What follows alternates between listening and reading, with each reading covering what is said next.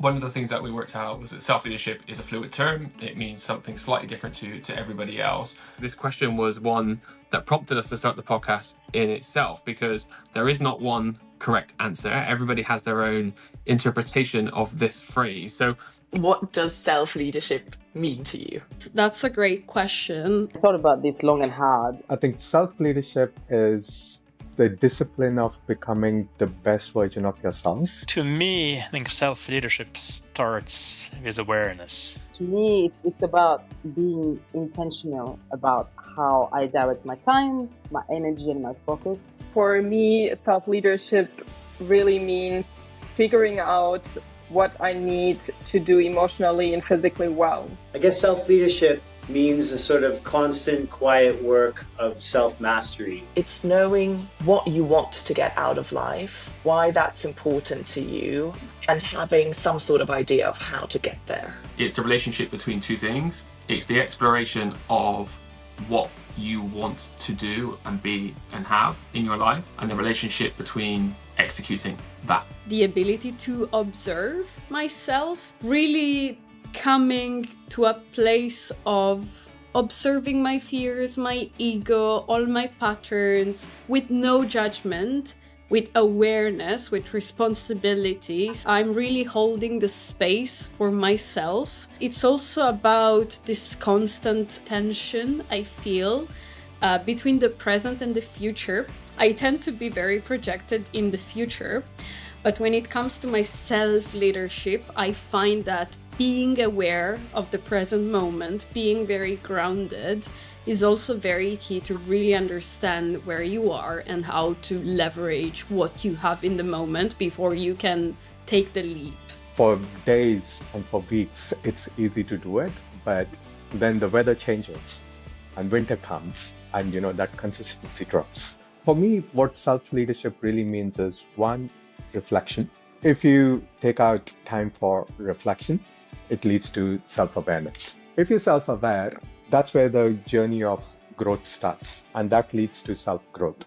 If you're growing, it leads to more confidence. You become more self-confident. And when you're self-confident, it leads to self-love. You become more comfortable in your skin. And that's when you have that self-love, you can spread the love. So one, it's reflection. Second, it's mindset. Always having that beginner's mindset, growth mindset, and approach to things, that how can I strive to be better at this? And the third one is process over outcomes. Trust the process and the inputs rather than outcomes. Not attaching ourselves to outcomes. A lot of people I speak to, they talk about happiness, chasing happiness. And I ask a question that, what is happiness? And what makes you happy? And then I hear answers like, oh, when I'm with my friends, I'm happy. When I'm on a holiday, I'm happy.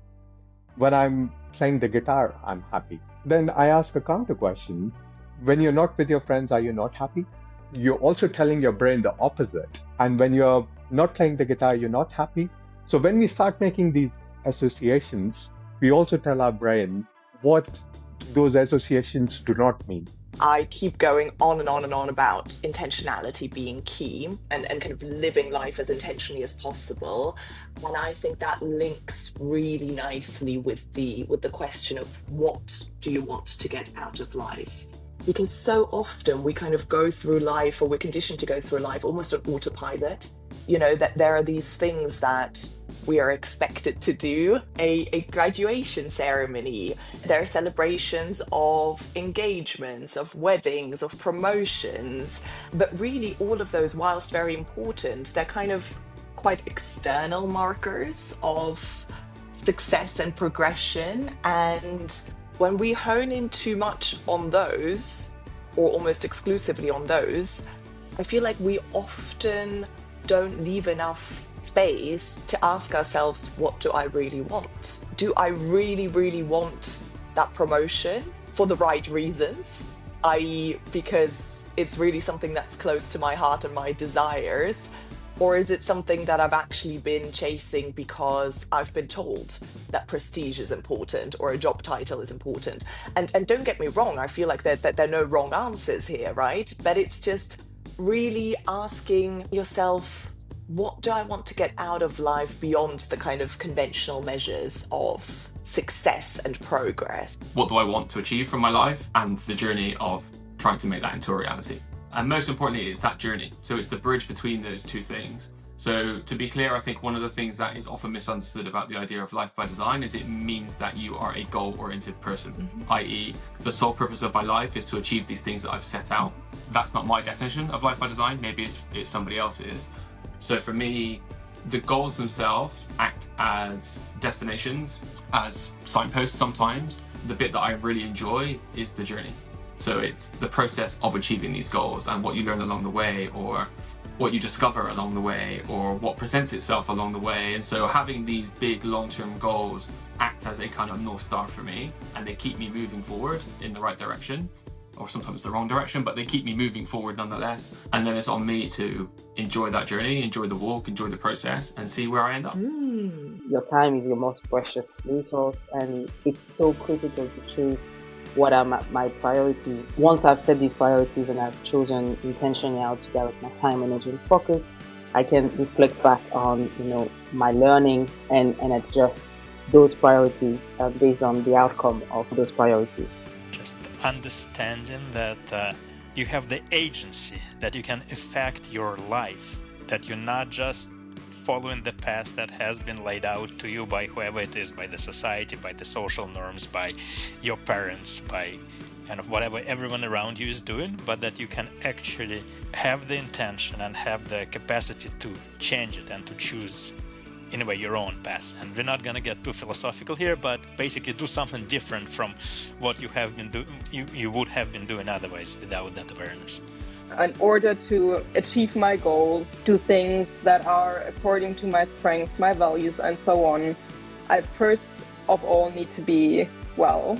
I think that sounds very easy, but to create an environment where, especially in this entrepreneur hustling culture, and also being, a parent, which in itself can also be quite exhausting, in that environment, being able to create a day by day that I am doing well. This is for me the absolute foundation. And this kind of means self-leadership. It also means, in a way, saying no to that narrative. And really being able to understand your inner self, your drive, your motivation, your capabilities without the influence of the outside world. I learned early on as an entrepreneur, but also having a young family, that the stress of the world around you is always going to be there, but it's how you control yourself and how you conduct yourself that really is about self-leadership and self-mastery, and how you deal with that energy. And that's, I guess, what it means for me.